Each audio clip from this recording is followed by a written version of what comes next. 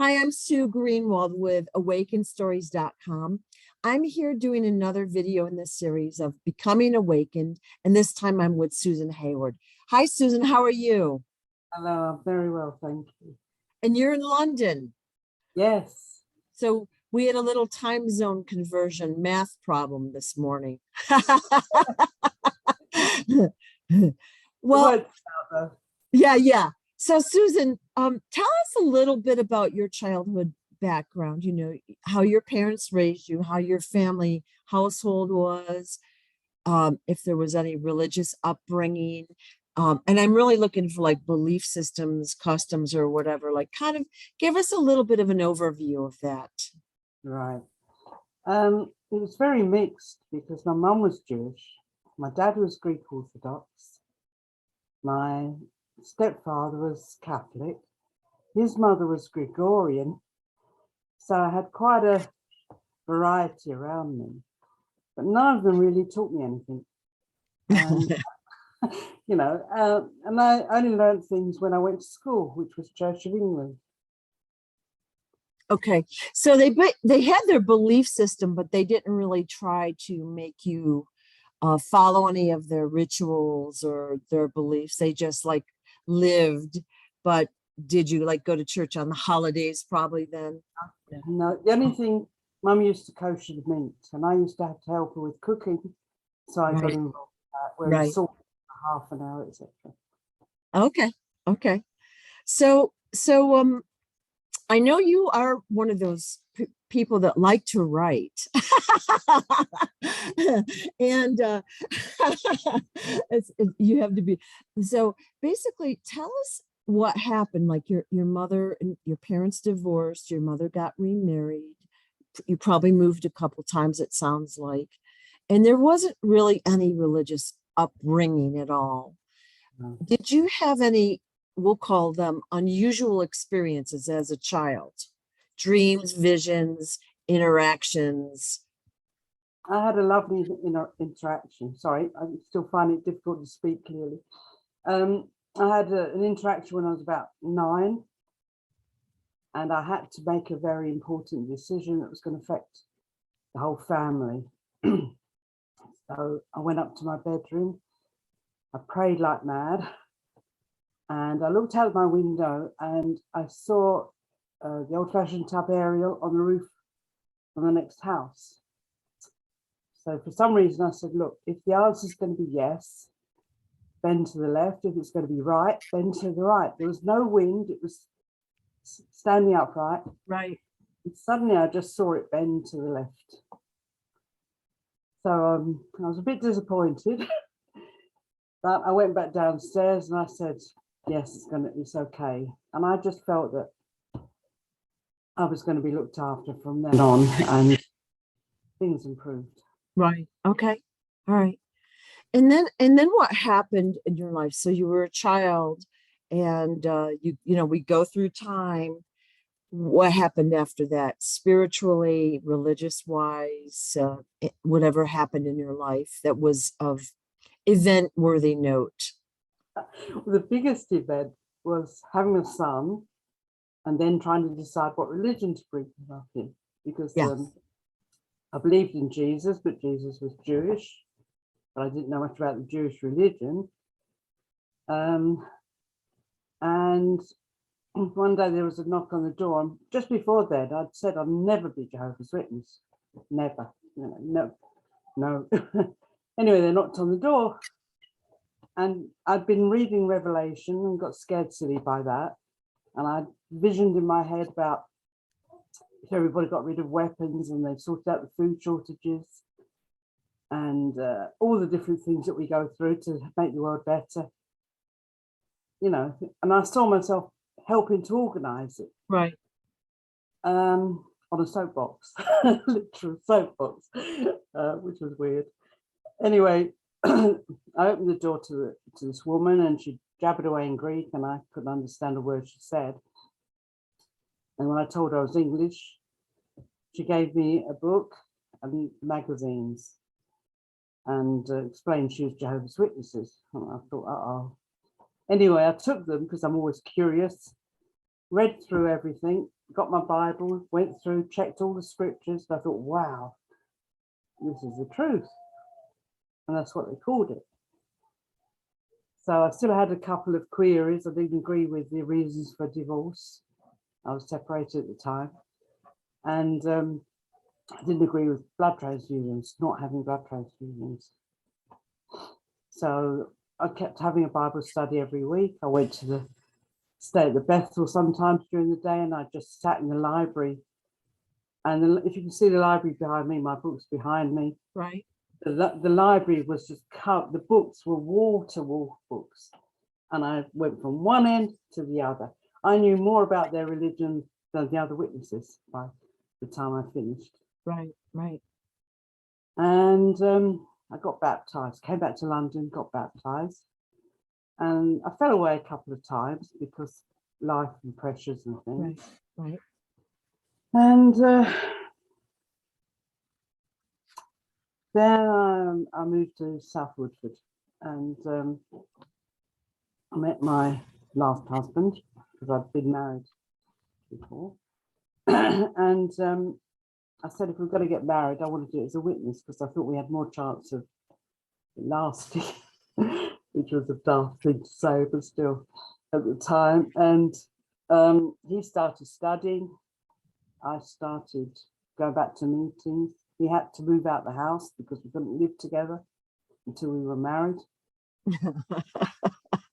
Yeah. And things went on from there. So I'm trying to think how I can condense down everything.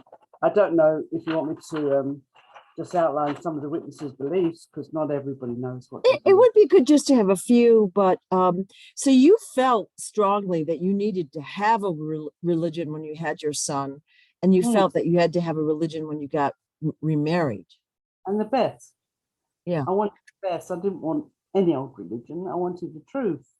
Right. And I thought that as far as I knew from what I'd read and learned, they had the truth. Oh, okay. So if you'll quickly go over the do's and the don'ts of their religion, like just for the curious mind, that would be great. Well, we didn't celebrate birthdays or Christmas or Easter because they're all pagan customs. The pagan meaning is supposed to be to do with the devil worship. Right. Everybody had the hope that of living forever on earth. But if they died beforehand, they would be resurrected to come back and live on earth. And only a few, 144,000, would be specially chosen to go and be in the heavenly government with Jesus to rule over the earth. There wouldn't be any earthly governments. And all that made sense to me. It sounded good, right. Especially Paradise Earth. So it wasn't until my daughter was about 2, that was 1987, I was driving along in my car and I got asked in my head, would you like to go to heaven? I nearly crashed the car. And I was wondering who was talking to me. And I was answering back and just saying, well, you know, how would I explain all that to everybody else? Because I wasn't that popular in the congregation anyway. Having married, been divorced, etc. And anyway, I did agree in the end, and I started taking what they call the emblems, which is at the memorial every year. You take the bread and wine. Everybody else passes it, and those who have the heavenly hope take the bread and wine. And I remember the first year I was praying like mad that I was going to do the right thing. I didn't want to be struck dead or something for doing the wrong thing. And I took the bread and wine and I just felt a whole tingling coming down over me, just complete tingling, which was a really weird feeling. So I thought, I'm doing the right thing. Which again didn't make me very popular with everybody. And they sort of, we'd go out in the ministry, but they wouldn't really want to socialize with me. They thought I was a bit odd because I was only 1 out of 100 people taking the emblems. Then it was, for me, it felt like a real test because of having to put up with that. The kids were always saying to me, Mum, why don't we get invited to anything? You know, they were feeling it as well. my husband used to taunt me that even your own witnesses don't like you, blah, blah, blah. So for me, I thought it was a test, and I hope I passed it. But then I had a very unusual experience again. I've been helping my daughter with her case against her fiance, and spent 5 months really intensively going through everything. And her solicitor let her down. She couldn't get legal aid to get another solicitor. So I ended up representing her in court as a Mackenzie friend, and I didn't sleep for 3 nights. And I sort of went into overdrive. Apparently it's what happens when students study a lot. Yeah. And go a bit hyper. And that's what happened to me, especially after a glass of wine. And I just went hyper. Everybody was scared. They thought I was schizophrenic. I was, they wanted to put me away. They would, how people react to mental health issues. Right. I mean, really, I needed a good sleep. But they all panicked. The whole family panicked. They called paramedics out. Paramedics said I needed to sleep. Yeah. This was over a couple of days. It was the weekend Diana died, so I'll never forget that weekend. Right, right. And it took me a week or so to come down. But meanwhile, the things I said, because I was very spiritual, every time I went to lie down, it was as if I was just going through space. I was just traveling at a really fast speed through space. And when I was walking around my flat, I was going to different time zones. It was just weird. I just never had that experience before. When the elders were told what had happened by my husband, they didn't want me to go to meetings, didn't want me to associate with anybody, any other witness. They thought I was completely demonized. It was very hurtful because I thought they would support me. I wasn't well, but they didn't. So let me just ask a couple questions. I'm just going to back up a little bit. So you were bebopping along in your life, and you opened the door, and these women gave you information on Jehovah's Witness. And you said you had a vision at that moment of yourself kind of spreading the word on a soapbox. All right. Was it with that group of people, or was it, No, I wanted to help put the world right. And when I became what I thought was one of the anointed, it was to make up part of the administration that would bring about a paradise earth. all right. So it was great. I learned how to get involved with voluntary organizations after that. All right. All right. And then you said that during your time with the Jehovah's Witness, they weren't especially nice to you. No, I mean, there was the odd one, and they're lovely people. I would never talk against the individual people. Yeah. I didn't like was the way the organization was run, which I've since found out more about, and now I understand why it's like that. So why did you stay? If people aren't nice to you and you don't feel supported, why would you have stayed? Because I loved Jehovah God. Okay. So you really believed in their message. You just think the support and system there didn't work, probably. I wasn't there for the people. I was there because of what I'd learned. And because if there was a God that was going to bring about a paradise earth and put right all the things that had gone wrong, that was the sort of person I wanted to honor, Okay. But I guess what I'm getting at is it seems like you have a belief that you have to have the religious structure to have that. That's what I meant. Yeah. I did that because that's how I'd grown up. Yeah. That's what I'm trying to get at. All right. So now we come to the point where you haven't slept for 3 days. Everyone basically thinks you're schizophrenic. And then you have various visions of different time zones, different moving through space, maybe seeing the future. And then what happens? I was told I need to go and see a psychiatrist. You say that again? I was told I needed to see a psychiatrist. Ah, okay. And my husband said he wanted to see a psychiatrist and he wanted me to go with him. And then I was told when I was at the mental facility, if I don't agree to stay, they'll section me. What does that mean? Saying They will like, what would that have meant? They will force me to stay in the facility if I Yeah. didn't willingly. So I said, well, I don't have much choice then, do I? You know, I didn't think a lot of it because I knew I was all right. So I stayed there for a couple of days. But I was surrounded by people who were very depressed, very. And I was happy. I was still on a little bit high, but I was happy, you know, and they were so depressed. And I couldn't sleep. There was one woman opposite me. She kept opening and closing her door, and it was waking me up. I couldn't sleep, and I thought, I need my sleep. I went to sit by her, actually. I did put this in what I wrote to you, but I went and sat by her, held her hand, just falling asleep. And the nurse came and told me to get out, leave her alone. So I didn't have sleep that night. Okay.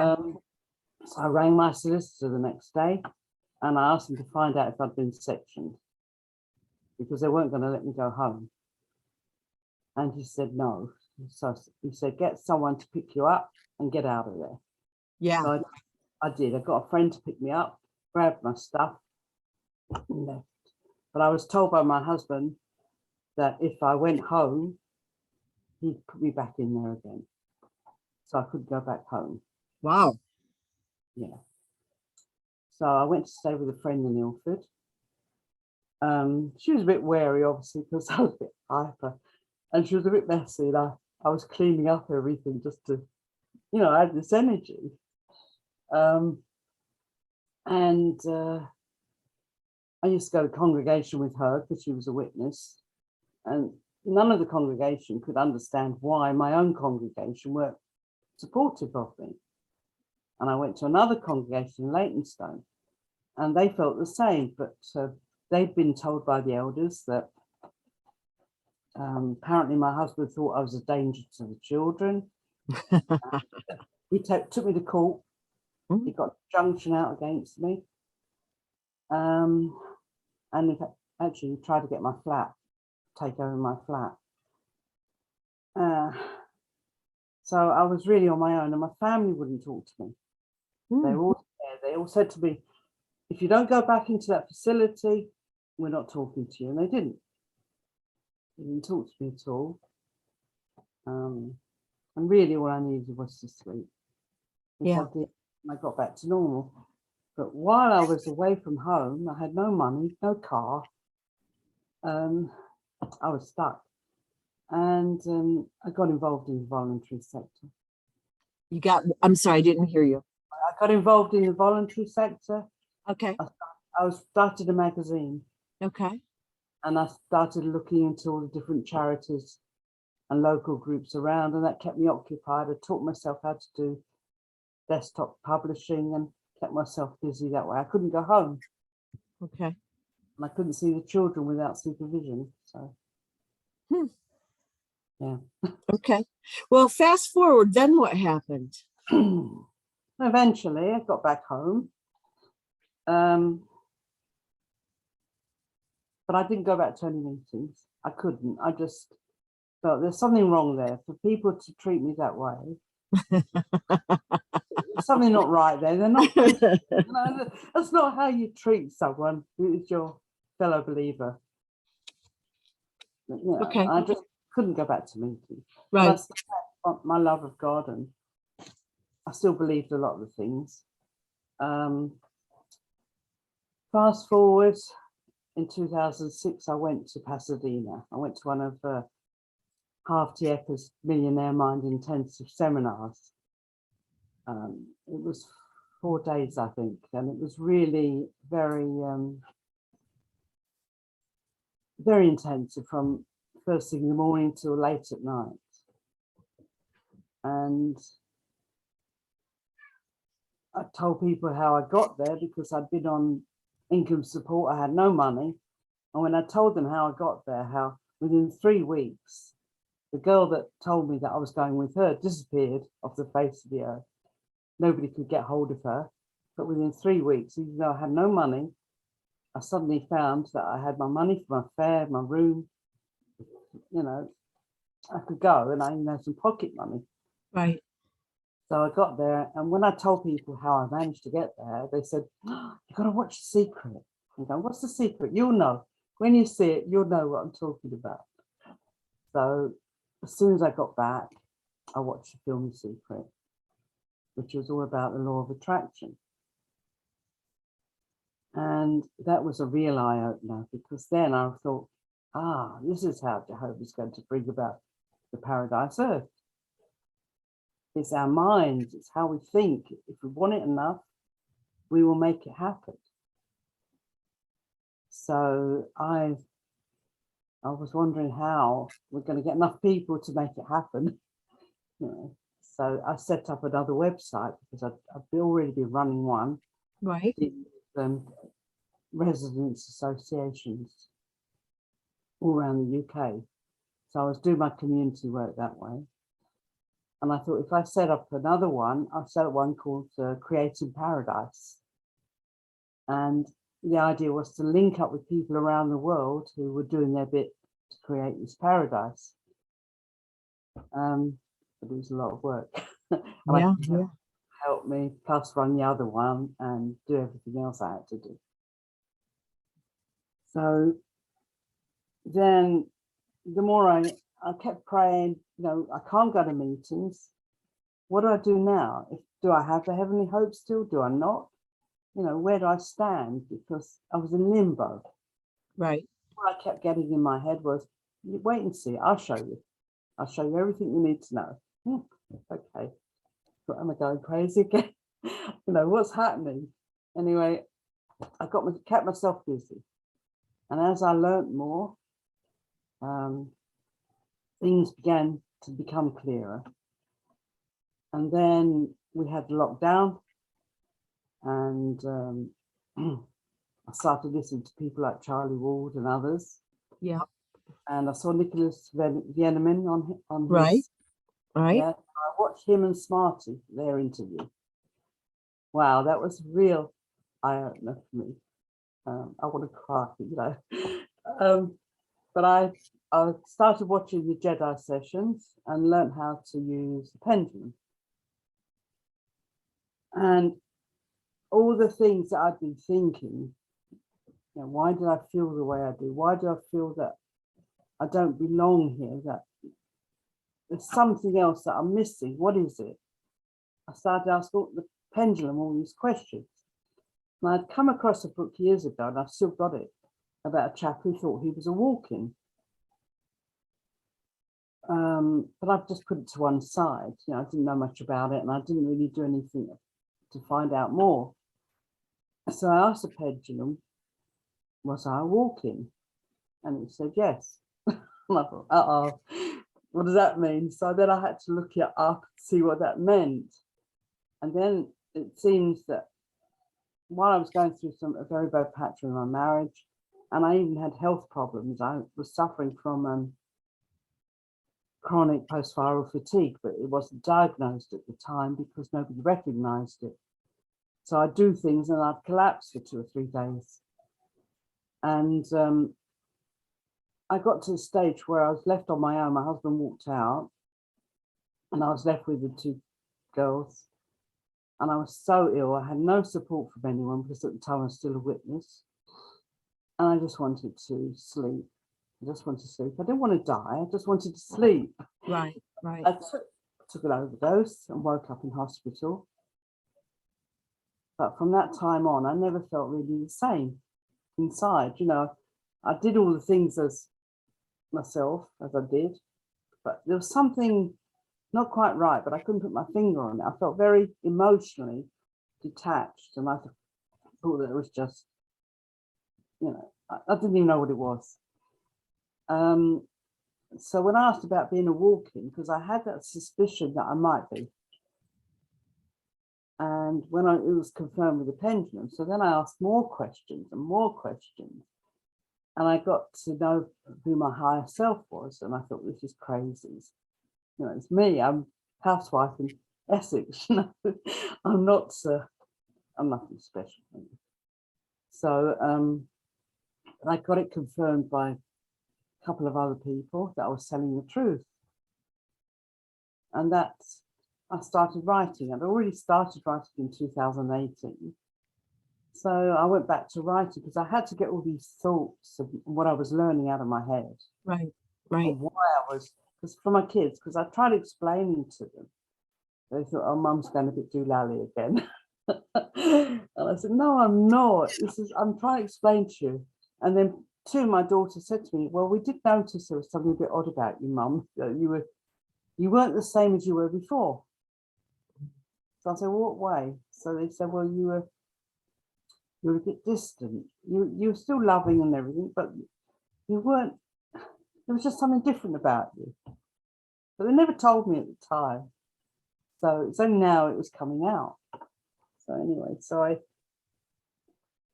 started asking all these questions, and I started writing this book, and I started learning about angels and reincarnation and all the things you do when you go down that rabbit hole that leads you to other rabbit holes. And I kept questioning things and trying to get some validation. And after, when I was told who I was supposed to be, my soul was supposed to be, I sent an email to Smarty, which he never answered because I know he's busy.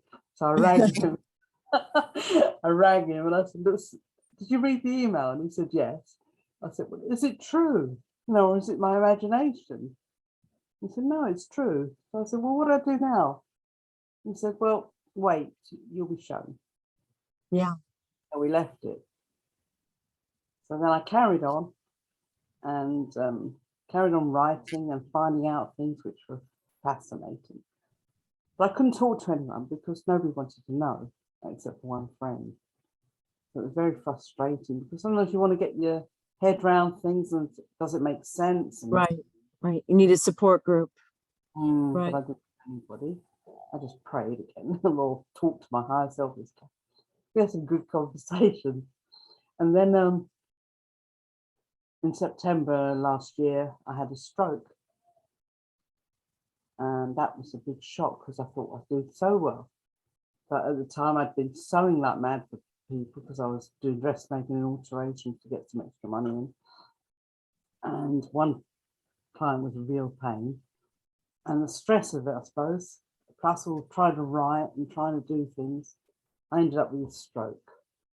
And I couldn't use my left side at all. I couldn't walk, I couldn't use my left hand or left arm.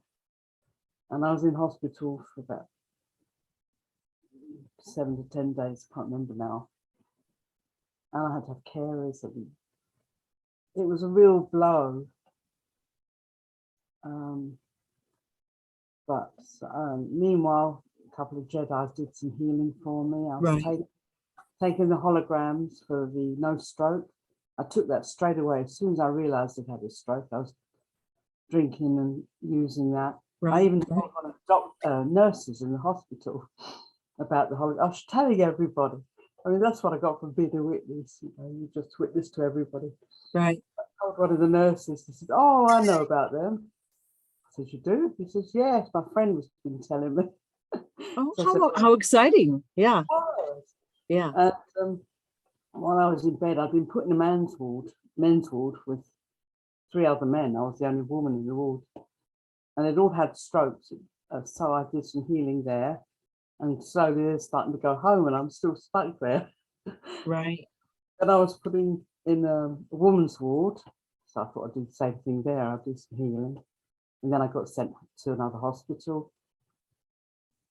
And everybody I told about the holograms, so they were quite fascinated. So I had a chance to talk to them about it. And I thought, well, that's good, because if I hadn't had the stroke, I wouldn't have had the opportunity to tell people. And they could see how I was improving so quickly. Right. So I think, where did I get up to now?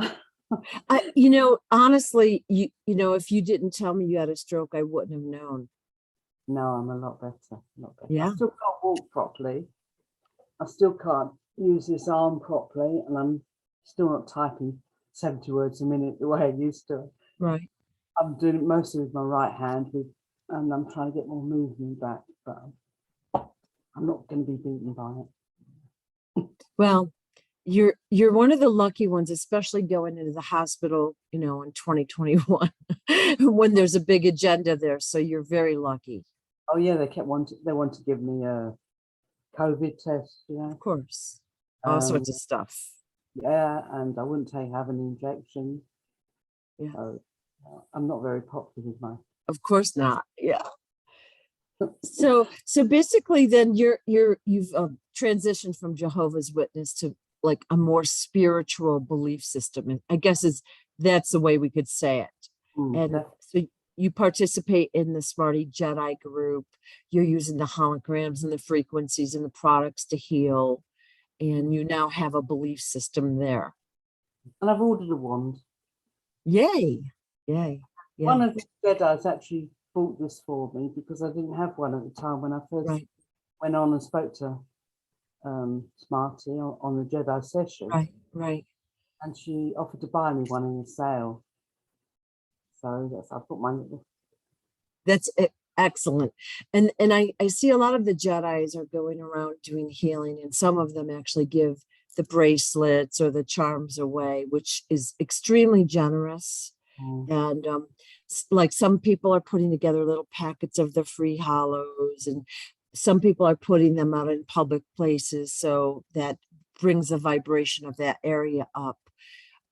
Some people that have the wands are actually going to wand specific areas to bring the vibration and the frequency up in that area for healing and just mood and happiness level, right?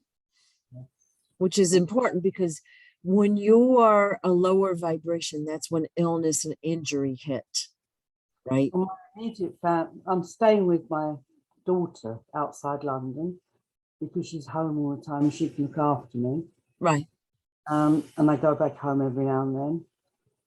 Most of my stuff's moved here because I hope to move here permanently. Right. But she and her children have all got problems. They've all had the injections as well. And they've all got a lot of health problems. Right. And I've been using holograms. I've been doing some healing, the way you do. Right. And the neighbour has taken some holograms. Excellent. And one of my daughter's friends has taken some back to Enfield. So gradually, they weren't for it in the beginning. They thought, and they thought the party was, some sort of spirit or whatever they call him. But even if they're not 100% convinced he is who he claims to be, they're beginning to use the holograms. Yes. Yeah. I've been making little packages of, it's across the room, but I put several different sheets of the beautiful designs together, and I'll just put it in a baggie and I'll say, put it in your sock drawer, put it by your bed, put it by where you sit. And I do tell them where they can get them and all that, but people don't really understand. But if you give them some that are beautiful, they might put them on their desk, wherever they're sitting. So at least the vibration of their home is, exactly. So I've got they're great, thank you. Yes, that's what I'm doing is I'm printing off several of them and putting them in a baggie, which is kind of the cheater's version to lamination. And I'm taking a trip next weekend. I literally have baggies of the Holos put together because they're college kids that I'm going to go see, and they're not going to probably get it, but then they can put it on their bulletin boards, wherever they're going to be, and just spread the vibrations, The insect one, because we got inundated with flies, and it took a while for the vibrations to hit them. Yeah. It's beginning to work because my daughter wanted to have the fly killer where they'll get stuck on. Yeah. And her partner's gone and put the fertilizer one, and all the plants. I printed a Right, load. right. People are having amazing Yeah, results with that. It's quite exciting to see. exactly. I wish it, I'm waiting for it to take fruition, but Yeah. forward. I think though, after hearing your story, it seems like you had I'm just going to say it in my words, you had a kind of a hard time. Like you tried to comply with the belief systems and you truly believed, but the people weren't nice and they weren't, it sounds like they weren't happy people. And They were nice to each other, but yeah, I was the oddball. yeah, Apparently, I was too strong-minded for the women. right, The right. elders like that because they're women supposed to be submissive. Compliant. But I was Yeah, a doormat in my marriage, so I don't know where they got that idea from. yeah, But I loved going out in the ministry. I loved teaching people yeah, about the different things, and right. I Well, was one of the few who enjoyed it. The others are always, oh, we've got to go out again, you yeah. know. And I loved it. I did about 60 hours a week, Wow. you know, as a pioneer, and I was trying to set a good example, because if I'm going to be one of those ruling over everybody, I've got to Right, set a good example. right. They took it that I was thinking I was better than everybody else, and I wasn't. In fact, I'd been told by my higher voice I was the worst. Oh, I was the worst one there. wow.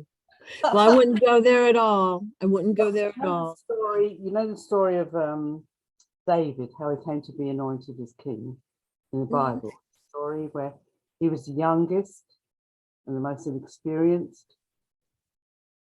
And it was made clear to me God takes what's it Jesus said? He takes the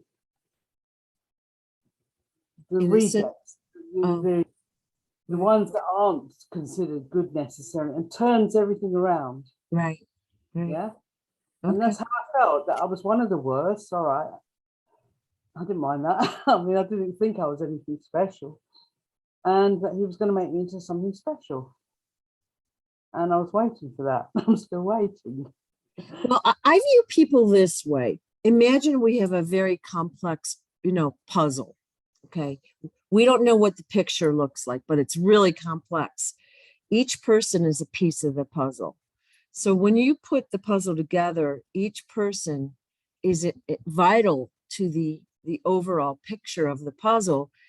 We just don't realize it. We don't feel like we're vital. No, And because I was the odd one out there. I was the odd yeah, one out in my family. yeah, I'd met a few other younger ones who'd been taking the emblems, because we were told that it was only the older generation, people in their 60s and 70s at the time, and 80s, who were going to take the emblems and go to heaven. All the yeah, younger ones were going to stay on earth. So I was a younger one. I was in my 30s.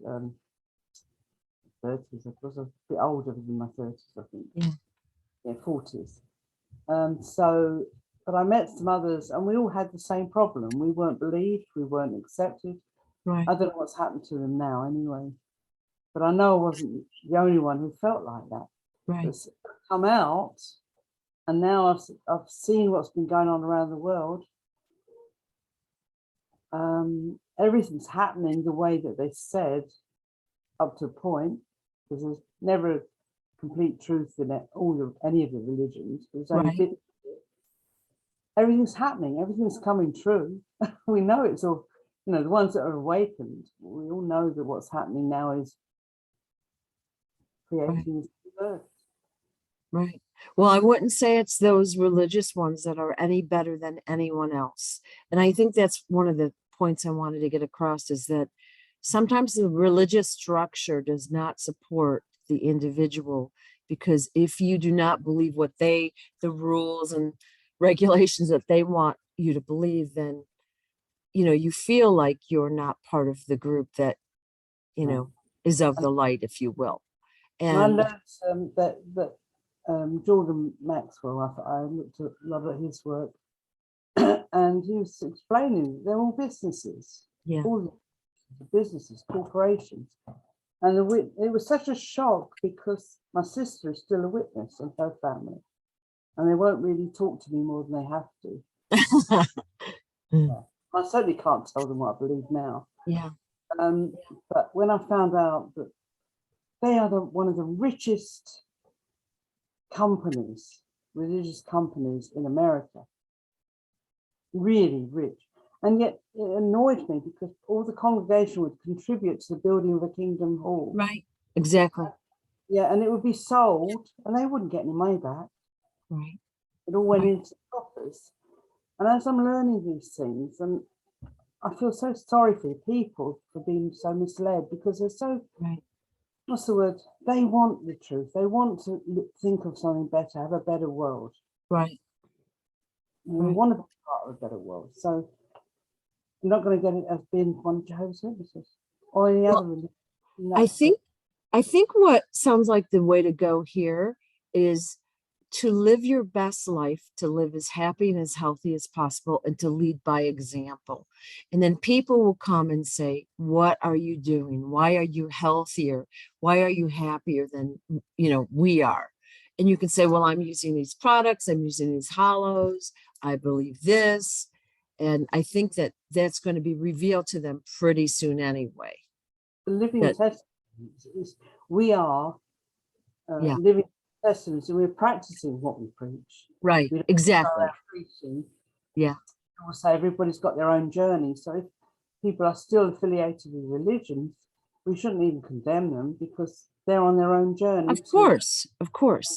Yeah. But it just seems like with religion, I think one of the points, I wanted to make is that you're programmed, you're almost brainwashed, like it's different. Every religion is different, but some of them are very strict about what you can and cannot do or believe. And if you were in that system for a while, it's hard for you to break out and to realize that there might be a bigger world out there. It might be different than what you're taught. Yeah. Maybe there's an agenda behind it too. Well, yes, it keep you in the organization. Yes. And if you start sharing information with other people, other than what you're supposed to tell them, yes, it's no good. Yeah. But I learned more about faith from other people who weren't witnesses when I was going out on Bible studies. Right. I did in the organization. Right. I mean, I knew my Bible inside out. I could quote scriptures. I can't now, but I could then. I knew a lot. But when you meet someone who's got a strong faith in God, not necessarily a religious person, Right. it was a real eye-opener. And I never knew what it was to be joyful, one of the fruitages of the Spirit. And it suddenly hit me one day, this is what joy means. It was a lovely feeling. I never regret being witness. I never regret all the things I learned, Right. or the confidence it gave me to talk to people about my beliefs. Right. Stand in front of a congregation of 100 people, on the platform. This is nerve-wracking, but that was even more nerve-wracking. So, Yeah. Well, it seems like you've learned some really good lessons, but I think that having a happy life is a big one, right? Because if you've got a heavy feeling and that depression, it's really hard for good things to happen when you're feeling that low vibration. Yeah, I always say it's how you look at things. Dr. Wayne Dyer. Yeah. When you change the way you look at things, the things you look at change. Yeah. And I always remember that, especially as I've got problems with my eyesight and I've asked Smarty to heal it, and it's not. And I'm thinking, why? There's a reason why I'm not getting my eyesight healed, but I'm not sure yet why. But yeah, if you look, it's how you look. You look at the glass half empty or half full. Right. Exactly. And people, I found out from the carers that used to come around to see me, but the other people that they were caring for, some of them were very depressed. There was a young man who just wanted to die. He just had a stroke. And I saw it as a valuable lesson, to look after myself better. I hadn't been. I had high blood pressure. I was overweight. And, with stress as well, I ended up with a stroke. But, You know, there's so many who had a stroke and they just don't want to live anymore. It's poor me. Yeah. And it's so negative, and of course they get worse. Whereas I was so determined that I'm not going to be beaten by this. I don't want to depend on other people. I'm going to get better. You know, I've got a book to write. To me, it sounds like you're on the uphill path.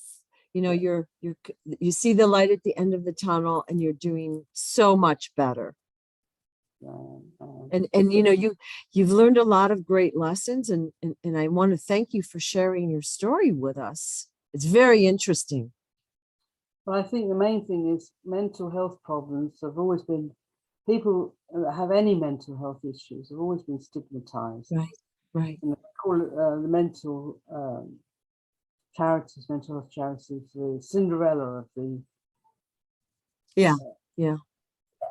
Exactly. But I think it's important that, you know, if you see someone with a mental health problem, and the thing I found out as I was preparing to speak to you, it suddenly clicked that I found out that my granddaughter has Susan's soul. She was born after, and that she has the soul that was in me when I committed suicide, you know, took the overdose. So when the walking came in, Susan's soul went into my granddaughter, and she's got what we think is ADHD. She's hyper, very hyper. She can't concentrate on things, and it only clicked yesterday that she's still got the residue of the previous body, and so I've given her some holograms to help with the breath and things like that. But I'm still learning. No matter, the more I find out, the more I'm learning. Much more. So much to learn. So much to learn. It will never end. It will never end. Well, I thank you again so much for sharing your story with us, and keep up your good work.